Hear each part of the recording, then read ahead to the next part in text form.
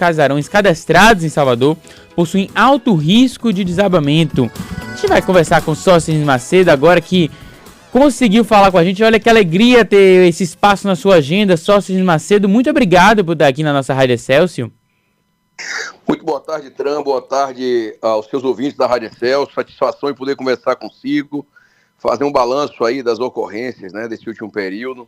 A frente fria que estava prevista chegar aqui em Salvador com mais intensidade e que, graças a Deus, o vento forte nos deu uma trégua, deixou ela mais na região sul e também nas proximidades da ilha, não chegando aqui com intensidade, chegando com a chuva um pouco mais leve, com essa cara de tempo cinzento, de inverno, que é o período que estamos passando, mas sem maiores transtornos. E, é claro, a pauta que é a pauta do dia, né? Os casarões, as edificações.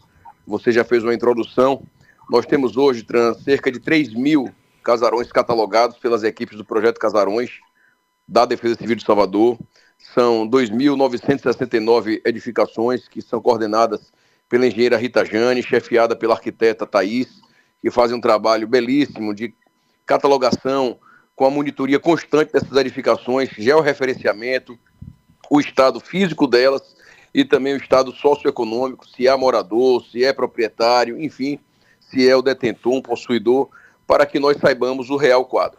Dessas edificações, mais de 2.000 são tombadas ou estão em áreas de tombamento pelo IPHAN, a exemplo dessa edificação que você citou há pouco, do incêndio na região do comércio da nossa cidade. Então, seja o prédio da Lâmpada, que já tinha inclusive uma ordem judicial, o proprietário, que é o responsável originário, já tinha conquistado na justiça uma determinação para que o IPHAN fizesse a retirada da platibanda, aquele adorno que fica na cota superior do edifício, que tinha risco de tombar, motivo por qual nós interditamos aquela importante via de ligação da Cidade Baixa para a Cidade Alta há alguns meses.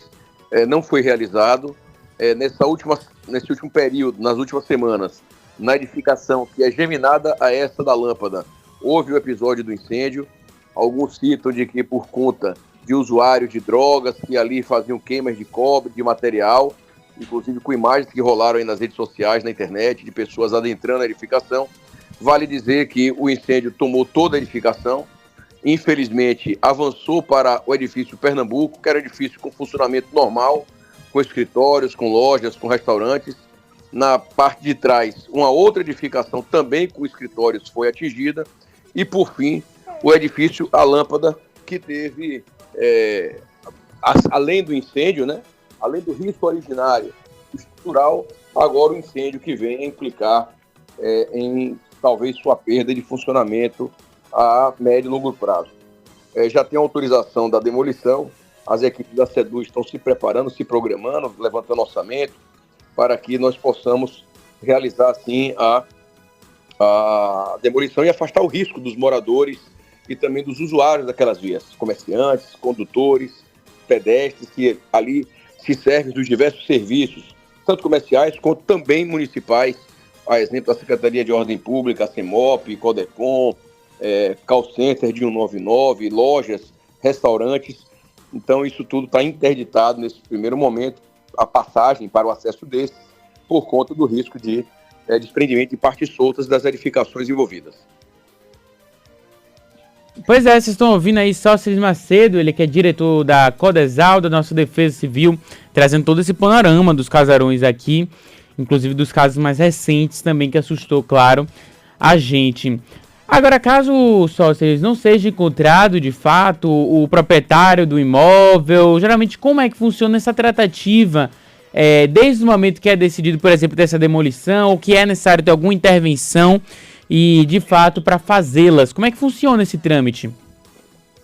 Vamos lá. Todas essas edificações, nós notificamos o proprietário, que é o responsável original, ou o IPHAN, ou o IPAC, que são os órgãos tombadores. Na região do comércio, na sua imensa maioria, são tombados pelo IPHAN. Então, essas edificações passam por essas notificações. Na grande maioria dos casos, nós conseguimos, via a Secretaria da Fazenda, identificar o proprietário, o espólio, os herdeiros, familiares, para essa operação. Quando a gente não consegue, como eu disse agora, nós avançamos para o órgão tomador, que é o responsável também solidário da edificação. tá? Então, essas duas edificações já estavam notificadas, essa em particular, a lâmpada, ela estava notificada de há muito. Nós vimos fazendo notificações, salvo engano, desde 21, tá?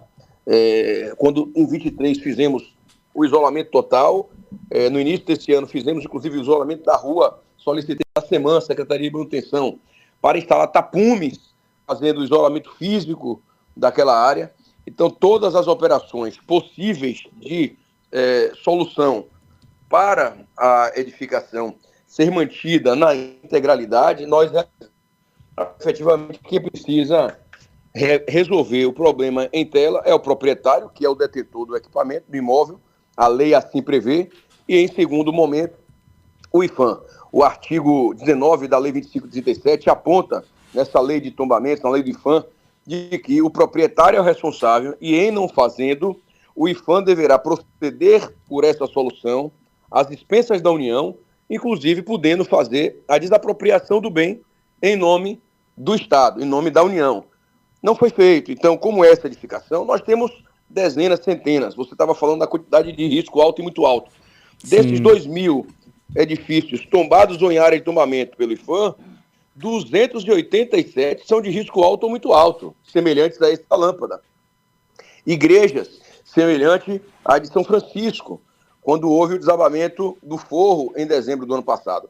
Aquela igreja, inclusive, não estava tipificada como risco alto ou muito alto, era médio. Então, imagine vocês que nós temos situações ainda mais graves que podem gerar o prejuízo histórico, cultural, que é importantíssimo para uma cidade como Salvador, mas principalmente, e essa é a matéria nossa da Defesa Civil, o prejuízo à vida.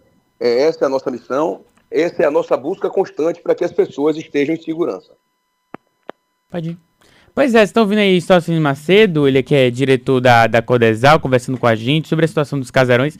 E como é que funciona nesse período de chuva, né? Esse final de semana, inclusive, teve essa previsão, mas até que melhorou um pouquinho, você comentou. Mas quando tem esse período de chuva, qual é o plantão que vocês fazem com esses casarões? Tem alguma atuação especial nesse sentido? Tran, aqui com chuva ou sem chuva, tem plantão especial todos os sábados, domingos e feriados. A Codesal atua em regime de plantão 24 horas por dia, todos os dias do ano. Isso é uma regra nossa.